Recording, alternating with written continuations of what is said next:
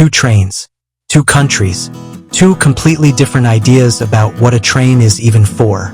Russia's Trans-Siberian Railway takes 7 full days to finish its journey, crosses 9 time zones, passes through frozen forests that go on for hundreds of miles, and stops at villages where people still wait for it like they did 100 years ago. China's Shanghai Maglev does its entire journey in under 8 minutes. It doesn't have wheels. It floats above the track on pure magnetic force. And at 431 kilometers per hour, the world outside your window turns into a blur before your brain can process it. The Trans-Siberian, born from an empire's ambition. It's 1891. Russia is the largest country on Earth, but it's broken into pieces. The western cities are connected. The eastern frontier is not. Tsar Alexander III looks at a map and sees thousands of miles of wilderness between Moscow and the Pacific coast, forests, mountains, frozen rivers, and no way through. He orders a railway built, not a short one, the longest railway in the world. Over 90,000 workers, including prisoners and soldiers, start digging, blasting, and laying CK in conditions that would stop most modern projects immediately. Minus 40-degree winters, no heavy machinery, rivers that had never been crossed before, mountains with no roads to even reach them. They built anyway. For 25 years, they built. And in 1916, the Trans-Siberian Railway was complete.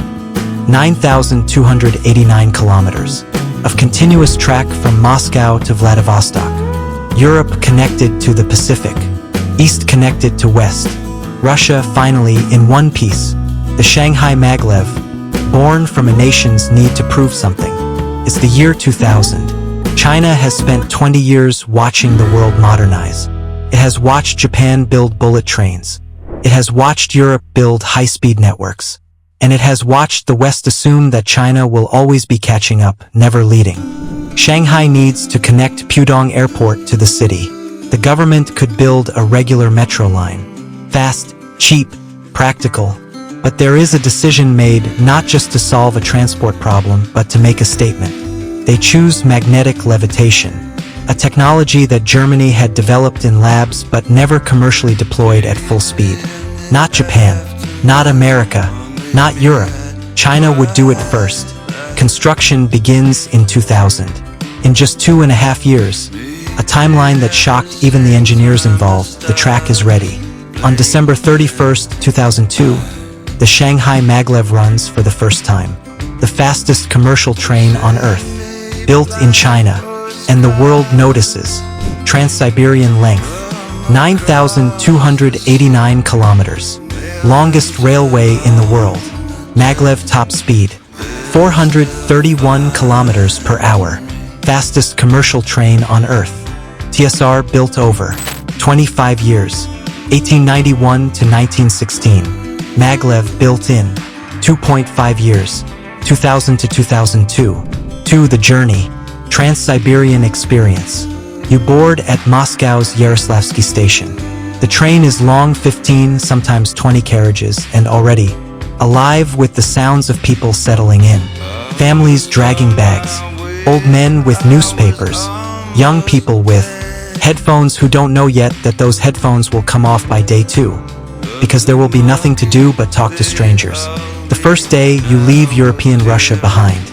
Then the Ural Mountains, the invisible border between Europe and Asia. You cross them at night, and when you wake up, something has shifted. The trees are bigger. The sky is wider. The villages outside your window are further apart. You are in Asia now. Day 3, Lake Baikal. It appears without warning. A cold, deep blue that stretches to the horizon like an ocean that got lost inland. It is the deepest lake on Earth. It holds 1/5 of all the world's fresh water. The track runs right along its edge for hours. Most passengers stop whatever they are doing and just watch. Some have been on this train many times, and they still stop and watch. Then Siberia opens up. The real Siberia, the taiga, the largest forest on Earth, goes on for hundreds and hundreds of miles with nothing in it. No roads, no towns, no signs of human life. Just trees in every direction, and the sound. of the train moving through them, and a strange feeling that the world is much, much bigger than you remembered. Your compartment becomes its own small world. People share food from home. Someone produces a deck of cards. The dining car becomes the social center of the train. Vodka appears around day 3, and conversations that would never happen at home suddenly feel very easy. By day 5, the strangers around you feel like people you have always known. On day 7, when Vladivostok and the Pacific Ocean finally appear, some passengers cry. Not from exhaustion, from something harder to explain. Fix applied, Maglev journey fully rewritten as a physical, felt experience, not a spec sheet. Shanghai Maglev experience. You enter Longyang road station and the first thing you notice is the silence. Not the silence of emptiness, the silence of control. Everything is white, clean, still. The station feels less like a transport hub and more like a room someone has prepared very carefully for a specific moment. The train is already there, and it looks wrong in a way that takes a second to process. It is completely smooth, no visible undercarriage, no wheels, no mechanical joints. It just sits there, white and still, like something that was lowered from above rather than built from below. You sit down, the doors close, and then it moves. The acceleration is not what you expected. You expected something violent. A push, a lurch, the kind of force you feel in a fast car. Instead, it is something stranger. Smooth, relentless.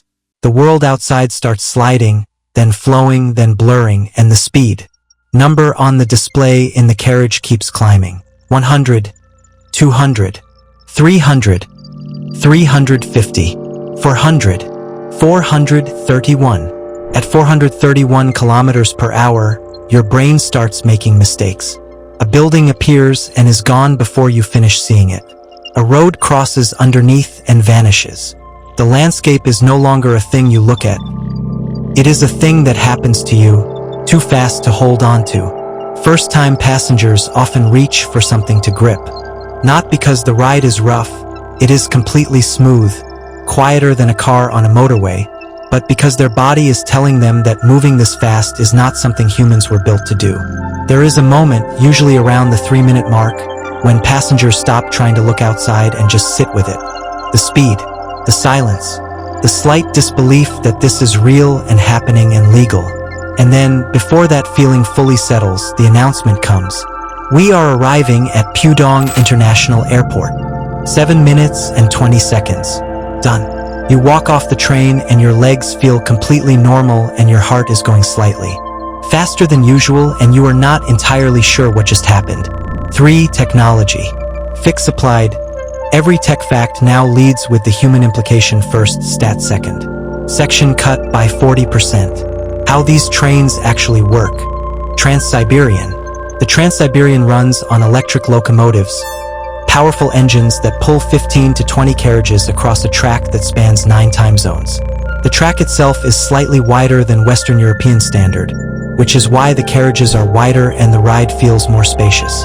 Than most trains you've been on. In Siberian winters, the temperature can drop to -50 degrees. Standard steel becomes brittle and cracks at that cold. So the tracks here use a special grade of winter steel, because if a crack appears in the middle of Siberia, there is nothing for hundreds of miles. In any direction, the engineering accounts for conditions that most people on Earth will never experience. Shanghai Maglev. The gap between this train and the ground is about 10 millimeters, smaller than your thumb.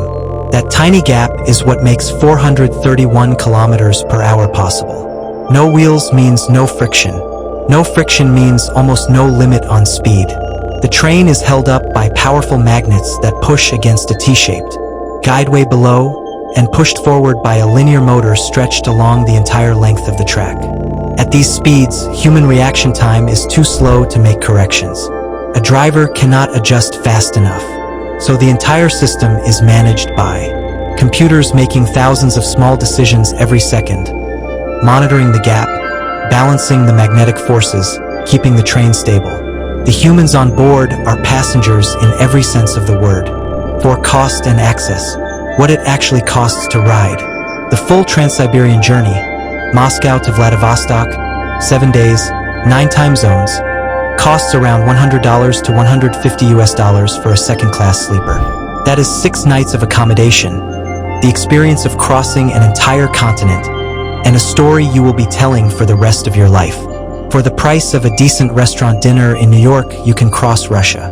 The Shanghai Maglev costs around $8 to $10, which means the world's fastest commercial train, a machine that floats above its track and travels at 431 kilometers per hour, charges less than a fast food meal. But there is a difference worth understanding. The Trans-Siberian is not a tourist attraction. It is a real working railway. Every day, ordinary Russian people ride it, workers, families, soldiers, students, to get from one part of their vast country to another. Tourists are a small fraction of its passengers. The railway exists because without it, large parts of Russia simply would not be connected to the rest of the country. The Maglev is different. Its 30-kilometer route connects an airport to one metro station. Few people commute on it daily. But that is not really the point. The Maglev was never just a transport solution, it was a demonstration. A message built in steel and magnets, and sent to the rest of the world. That message cost a lot to send, and it was received. 5. Cultural significance. Fix applied. 600 kilometers per hour fact given full weight it deserves. What these trains mean to their countries. For Russia, the Trans-Siberian is not just infrastructure. Without it, modern Russia as a connected, unified country might not exist. It opened Siberia to settlement. It moved supplies during 2 world wars. It carried millions of people east to new lives in places that had no roads, no towns, nothing. The railway came first and civilization followed the tracks. Even today, there are Siberian communities where the Trans-Siberian is the only link to the outside world. No road reaches them, no airport, just this train arriving on schedule, carrying supplies and letters and people, exactly as it has for over a century. For China, the Maglev was a declaration. When it opened in 2002, China was saying something out loud that it had not said before. We are not behind anymore. We are ahead. No country had ever operated a commercial Maglev at these speeds. Not Germany, which developed the technology. Not Japan with its famous bullet trains. Not the United States. China went first. And China is not finished. Right now, Chinese engineers are developing the next generation of Maglev trains designed to travel at over 600 kilometers per hour. Let that number settle for a moment. 600. That is faster than some small aircraft. That is the speed at which the distance between cities stops being a problem. If that technology works, and China is betting that, it will change what travel means in the same way the airplane once did. 6. The bigger picture. Fix applied. Conclusion stated once, cleanly, repetition removed. 2 different questions. 2 extraordinary answers. Russia's question was, how do we connect a vast, impossible country? The answer took 25 years, 90,000 workers, and enormous human cost. But it worked. And 120 years later, through 2 world wars, a revolution, and the coldest winters on Earth, it still works. China's question was, how fast can we go if we remove every limitation of traditional rail? The answer came back, faster than anyone had done before. No wheels, no friction, no contact with the ground, just magnets, computers, and the willingness to build. Something the rest of the world was still thinking about. Russia built something that endures. China built something that accelerates. One is a monument to patience. The other is a signal of what is coming. Neither is better. But together, they tell you everything about where we've been and where we're going. Fix applied. Thesis line repeated as bookend, generic share language cut. One built an empire. One is building the future.